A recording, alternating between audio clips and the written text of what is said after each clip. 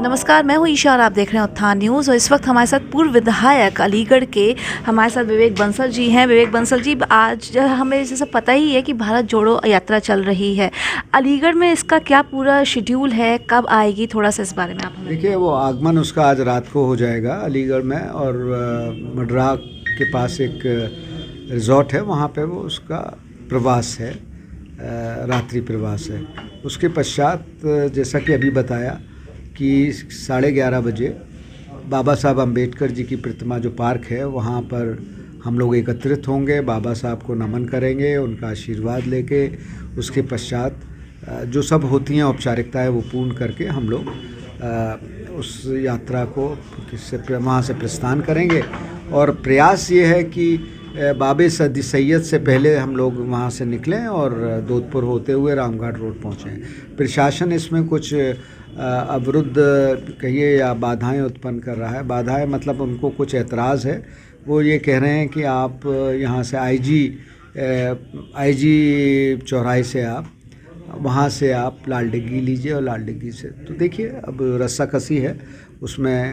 अभी हम उनसे आग्रह करेंगे कि इस तरीके की बात ना हो, आपसी सहमति के साथ ये यात्रा निकले। सर, जैसे कि अभी आपने प्रेस कॉन्फ्रेंस में भी कहा था, अब जैसे हम आगे बढ़ते हैं और बॉलीवुड की तरफ आते हैं, पठान मूवी के लिए आपने बॉयकॉट के लिए मना किया, रंगों को भेदभाव नहीं होना चाहिए, बिल्कुल आपने सही किया। तो आप क्या इस बॉयकॉट से आप क्या समझते हैं, इसको सपोर्ट करते हैं कि नहीं? बिल्कुल नहीं सपोर्ट करता। ये देखिए, इस देश की संस्कृति को आप जितनी संकुचित, जितनी संकीर्ण मानसिकता का प्रदर्शन करते हैं, भारत इसके लिए नहीं पहचाना जाता था। इतिहास के पन्नों को उठाकर आप देखेंगे, कभी ऐसा नहीं रहा है। आज जिस तरीके का वातावरण पैदा किया जा रहा है लोकतंत्र में, अमिताभ बच्चन तक ने कहा है कि जो फ्रीडम ऑफ स्पीच, स्वतंत्रता आपकी अपनी स्पीच की होनी चाहिए, आपके अपने वक्तव्य की होनी चाहिए, जहाँ तक आप किसी की भावनाओं को आहत नहीं करते हैं। तो ये आज उसमें कहीं ना कहीं एक बाधा उत्पन्न की जा रही है जो बहुत ज़्यादा कष्टदायक है। किस तरीके से जो आर्ट और कल्चर, जो यहाँ की संस्कृति है, जो आर्ट हैं, प्रतिभाएं हैं, वो किस तरीके से उभरेंगी। आप जहाँ उनमें जगह जगह पग पग पर आप रुकावट उत्पन्न करेंगे कि ये ठीक नहीं है, तो अगर उसमें हम विमर्श में चले गए तो शायद कोई भी फिल्म बॉलीवुड की तैयार ही नहीं हो पाएगी। किसी ना किसी चीज़ में हम मीन मेख अगर हम निकालना शुरू कर देंगे तो जी। हम एलएसी की तरफ बढ़ते हैं। और एलएसी में अभी राहुल गांधी जी ने कहा था कि चीनी सैनिक जो हैं वो हमारे सैनिकों को मार रहे हैं, ये कहाँ तक सही है? जैसे इसमें मैं आगे ये जोड़ना चाहूँगी कि ठीक है, हमारे मतभेद हो सकते हैं, हमारे अलग अलग जो है ओपिनियंस हो सकते हैं, लेकिन आप नेशन की तरफ, भारत की तरफ ऐसे उंगली उठा रहे हैं राष्ट्रवादी, यहाँ पर देशवादी होने के बावजूद। देखिए, इस पे मैं अभी कुछ नहीं कहना चाहूँगा। हमारे नेता ने कोई बयान दिया है तो उस पर मैं उसके जो मेरा सोच है उसको व्यक्त करूं तो वो ठीक नहीं है, तो मैं इस पर कोई टिप्पणी नहीं करना चाहूँगा। Thank you sir, thank you. युवा कांग्रेस के जिला अध्यक्ष श्री रुपेश पाठक जी, तो आपसे हम पूछते हैं कि ये भारत जोड़ो जो यात्रा चल रही है पूरे देश में, ये हम सुन रहे हैं कि अलीगढ़ भी आ रही है, तो इसका क्या पूरा शेड्यूल है, थोड़ा सा आप हमें ये बताइए। क्या राहुल गांधी जी यहाँ आएंगे? जी देखिए, राहुल गांधी जी के निर्देश पर ये प्रदेश में, पूरे देश भर में यात्रा चल रही है। उत्तर प्रदेश को भी सौभाग्य मिला है और हमारे अलीगढ़ को का सौभाग्य है कि कल यानी कि 19 तारीख को हमारे प्रांतीय अध्यक्ष, जो अलीगढ़ से ही मूल रूप से बिलोंग करते हैं, माननीय योगेश दीक्षित जी के नेतृत्व में कल ये यात्रा अलीगढ़ आ रही है। तो ये एक संकेत है, ये एक सांकेतिक यात्रा है। राहुल गांधी जी की जनवरी में यात्रा उत्तर प्रदेश में प्रवेश करेगी और किसी तरह से अलीगढ़ का नहीं आ पाया है, लेकिन अलीगढ़ का निकटतम जो ज़िला है बुलंदशहर, वहाँ होते हुए राहुल जी की ये यात्रा निकलेगी। आप समझ सकते हैं, कह सकते हैं ये उसी की तैयारी है। और कल की यात्रा में अलीगढ़ जिला युवक कांग्रेस की पूरी टीम ने कमर कस ली है और हमारी करीबन हज़ारों की तादाद में हमारे युवा शामिल होंगे और घंटाघर से ये यात्रा प्रारंभ होगी अलीगढ़ में। जी। आपकी जो जितने युवा कांग्रेस है और भारत जोड़ो यात्रा में इसका बहुत बड़ा एक सहयोग रहता है। आप भारत जोड़ो यात्रा को कहाँ तक देखते हैं कि सफल रहेगी और क्या इससे आपको मतलब क्या फ़ायदा हो रहा है पार्टी को? थोड़ा-सा इस बारे में हमें जी। बताएँगे? देखिए, हाल ही में जो अभी रिजल्ट आया हिमाचल प्रदेश का, आप सभी लोगों को पता है, और हम कहीं ना कहीं ये मानते हैं कि राहुल जी का ये जो संघर्ष है ये काम आ रहा है। उसका एक हाल वाला उदाहरण जो है वो है, हम लोगों को एक बहुत बड़ी जीत मिली है हिमाचल प्रदेश में। और हिमाचल प्रदेश तो अभी बहुत छोटी है, हम 100% इस बात को कहेंगे कि 2024 में हाँ, कांग्रेस पार्टी सेंटर में सरकार बनाएगी।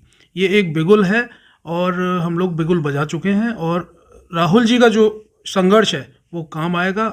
उसके साथ युवक कांग्रेस का, उनका राहुल गांधी जी खुद कहते हैं कि युवक कांग्रेस का सबसे बड़ा योगदान, आपको शायद पता होगा, कोरोना काल में हमारे राष्ट्रीय अध्यक्ष बीवी श्रीनिवासन जी ने इतने ऑक्सीजन सिलेंडर दिए थे और इतना वो काम आए, वो नेशनल टेलीविज़न पर भी आए थे। उन्होंने अपनी जान की परवाह नहीं करी और उन्होंने पूरे देश भर में, इवन उन्हीं के नेतृत्व में हम लोगों ने भी काम किया था। तो ऐसे लोग, ऐसे युवक कांग्रेस के साथी हैं और वो राहुल जी की राइट और लेफ्ट हाथ बने हुए हैं। तो इस तरह के हमारे संगठन का बहुत बड़ा योगदान है युवक कांग्रेस का, और राहुल गांधी जी 2024 में जीत का बिगुल बजाने वाले हैं। जी। आपने कोविड की बात करी, आपने कहा 2024 में आपकी सेंटर में आएगी। तो एक सवाल मैं पूछना चाहती हूँ ये कि आपने कोविड कोरोना पे ही आते हैं कि प्रियंका गांधी जी ने इस समय प्रदेश जो सरकार है उनको कुछ ऐसे नंबर्स दिए थे, बहुत ये हाईलाइट हुआ था अपने जो भी वाहन बाहर थे कि हमारी बसेस खड़ी हैं और जितनी भी लेबर चल रही है उसको मतलब उसको अंदर बसेस में करके और ले जाएंगे, क्योंकि उनका मानना ये था कि यहाँ की प्रदेश सरकार जो है वो नहीं लेबर को ले जा सकती है। तो लेकिन जब उसकी जांच कराई गई लिस्ट की और ये मीडिया में बहुत चला था, वो उसमें कुछ बाइक्स के भी नंबर्स थे, कुछ ट्रक्स के भी नंबर्स थे, वो मतलब ऐसा क्यों? देखिए, ये सब बहुत बड़े सवाल कर रहे हो आज आप मेरे से, और जवाब तो देना पड़ेगा। लेकिन पहली बात तो ये, आज जब मैंने छेड़ी है तो आप भी सवाल सही कर रहे हैं। तो ये जो प्रियंका जी का ये प्रोपोगंडा, ये सारा बनाया गया सरकार द्वारा, ये सारी चीज़ की प्रियंका गांधी ने नकली, हमारी पार्टी कांग्रेस पार्टी प्रदेश लेवल पे कहो या सेंट्रल लेवल पर, अगर कुछ अच्छा काम करती है तो भारतीय जनता पार्टी के लिए वो शून्य है। ठीक है, ये भारतीय जनता पार्टी हमारे लिए, हमारी पार्टी के लिए कुछ भी करने को, ये मोटरसाइकिल क्या, ये तो ये दिखा देंगे सब कि ये साइकिल थी, ये कुछ भी कर सकते हैं। तो ये मैं नहीं समझता ये सत्य था। जांच हुई थी, ये सारी चीज़ें सब भारतीय जनता पार्टी में जांच क्या, वोट बदल जाता है, सब कुछ हो जाता है रातों रात। आप तो जानते हैं ईवीएम हैक हो जाती है, तो जांच हो, ये सब इन्हीं के हैं। ईडी वीडी सब हमारी सेंटर में अभी भाजपा है, तो इन्हीं के लोग हैं ये। तो मैं इसको गलत समझता हूँ। ये प्रियंका जी या फिर प्रियंका जी के नेतृत्व में काम करने वाली टीम कोई भी फेक काम नहीं करती। कोई सरकार हो तो सरकार अपोजिशन के लिए बोलेगी और अपोजिशन वाले सरकार के लिए बोलेगी, ये तो हम सुनते ही आ रहे हैं। तो ऐसा कुछ भी ऐसा नहीं है। हम समझते हैं प्रियंका जी ने जो कहा वो करा है, और प्रियंका जी के नेतृत्व में सारे नेताओं ने, जो कांग्रेस के नेताओं ने किसी भी प्रदेश में या हमारी सरकार है या नहीं है, पूरी तरीके से कोविड काल में काम किया था। जी, थैंक यू।